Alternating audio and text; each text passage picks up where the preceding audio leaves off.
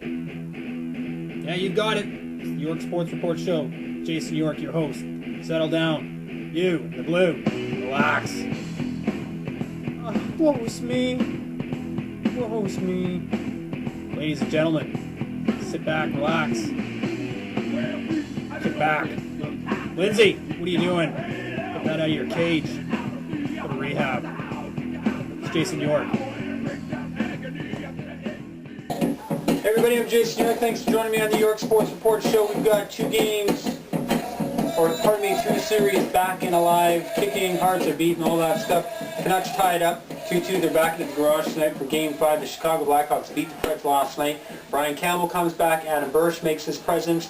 But we'll slide into the Canucks here first. First things that I want to discuss is Dustin Brown has shown up now for this series. And the bottom line is this, is that if Dustin Brown keeps banging bodies and scoring goals, the Canucks are still going to be in trouble. Kopitar's got to get it going a little bit more too. But now you've got Jack Johnson going into the playoffs, even including myself, saying Jack Johnson, I'm not too sure, but Jack Johnson's playing great defense. Drew Doughty, great defense. If these guys continue to play the way they are, and I'll tell you right now, folks, I think the only reason Vancouver won that game was there was a lot of pivotal moments that can turn this series and turn this team around, but I really honestly firmly believe that LA didn't get out of a system or anything like that. I think they ran into fatigue. And I think, mixed with that, I think the Sedins found some muscle. I think they found that other level where it's like, hey, we've got to bring muscle. We've got to bang and crash on these boards, in these corners, what have you.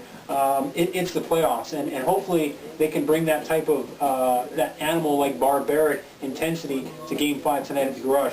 Blackhawks win last night. Patrick Sharp gets a couple goals. Jonathan Toews gets a goal. Again, Brian Campbell makes his comeback. Adam Bursch was in the lineup tonight. Adam Bursch was in the lineup, so that's a big story right there. The Hawks did have a little bit more intensity, and that's something that they've been missing the whole series. Brian Campbell, I'll tell you this right now, is afraid to get hit. He is really afraid to get hit. He's going to have to get over that. Bottom line is if Brian Campbell can get his wheels underneath him for the next game, possibly, in Game 5 and Game 6 a little bit more, Hawks should be okay. They need this guy to bring the puck out. This is one of their better skaters in terms of defense. Not that Seabrook and Keith aren't great defensemen. They can both wheel. They both got great skates, or they can skate extremely well, especially Duncan Keith. But Brent Seabrook looks a little fatigued. In Game 3 and Game 2 and Game 3, Seabrook looked tired.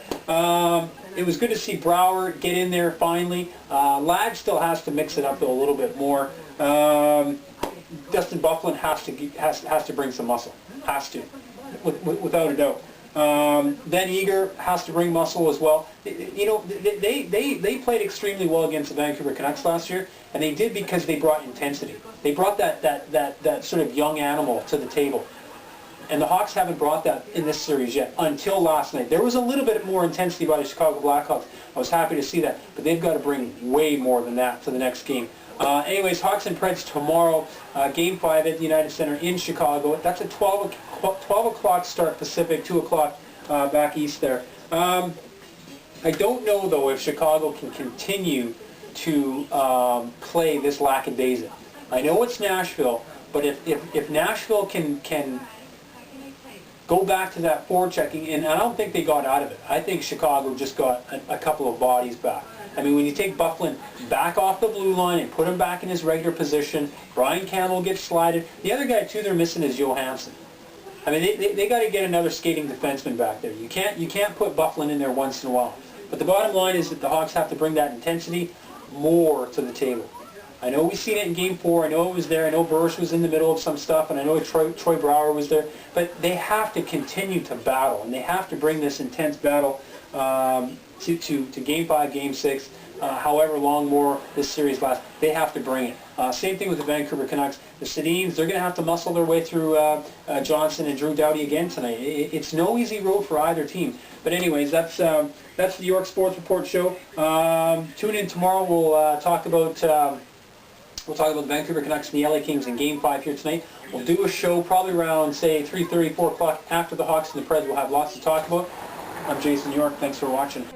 They're not small. They're not. Look at Katy Perry. She's ready to fall out. I love it.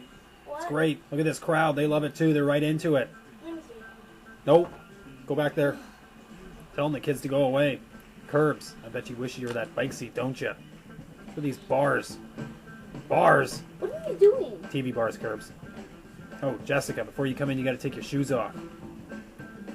Ms. Banks, I've got company. You can't come over tonight. Ice Hawk girls. Love the Ice Hawk girls. There they are. The brunette. Foxy. Everyone take care. Drive safe. Enjoy the games tonight. I'm Jason York. Talk to you tomorrow.